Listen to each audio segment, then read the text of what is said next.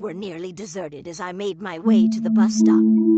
I had stayed late at work, lost track of time, and missed my usual bus. The next one wouldn't come until midnight. Bus 375. I had never heard of bus 375 before, but the app said it was the only option, so I waited. The minutes dragged by, the silence broken only by the occasional rustle of leaves in the wind.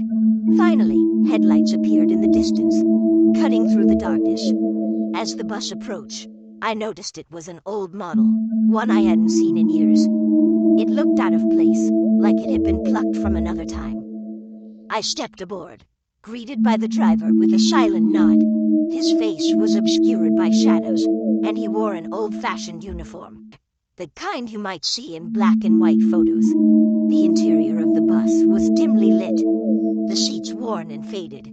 Only a handful of passengers were scattered throughout, each sitting eerily still, staring straight ahead. I took a seat near the back, trying to shake off the unsettling feeling gnawing at me.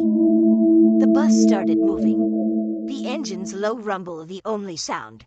As we drove through the city, the streets seemed unfamiliar, as if the bus was taking a route I'd never traveled before. I peered out the window, but the fog that had rolled in made it impossible to see more than a few feet ahead.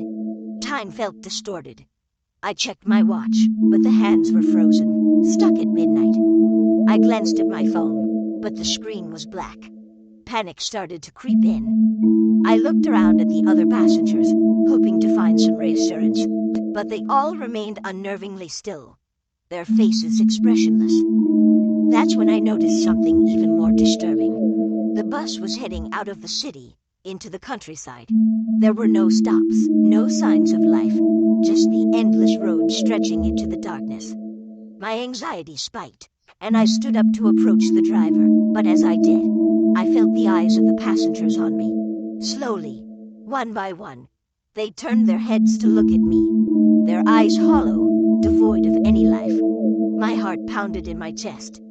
I rushed to the front, only to find the driver gone. The bus was moving on its own, hurtling through the night with no one at the wheel. I tried the door, but it was locked tight. Desperation clawed at me as I realized there was no way off this bus. Suddenly, the bus began to slow down, and I felt a flicker of hope. Maybe I could jump off when it stopped. But as the bus came to a halt, I saw where we were, a graveyard, ancient and overgrown. The bus doors creaked open, and the passengers began to stand, one by one. They filed out silently, disappearing into the mist that hung over the tombstones. I wanted to follow them, to escape this nightmare, but my feet wouldn't move. It was as if the bus had a hold on me, forcing me to stay. The last passenger to leave turned to look at me before stepping off. Her face was familiar, too familiar. It was me. A cold chill ran down my spine as I watched my own doppelganger vanish into the night. The doors slammed shut, and the bus began to move again, faster this time, speeding through the darkness. I was alone now, trapped on this cursed bus. The fog outside grew thicker, swirling around the windows, and I knew, deep down, that I was never going to reach my destination. The bus kept going, on and on, until finally it came to a stop. But when the doors opened this time, there was no graveyard, no mist, no city. Just endless darkness stretching out in every direction. I stepped off the bus, compelled by some unseen force, and as soon as my feet touched the ground, the bus vanished, leaving me stranded in the void. And that's where I am now, lost in the darkness, forever waiting for a bus that will never come.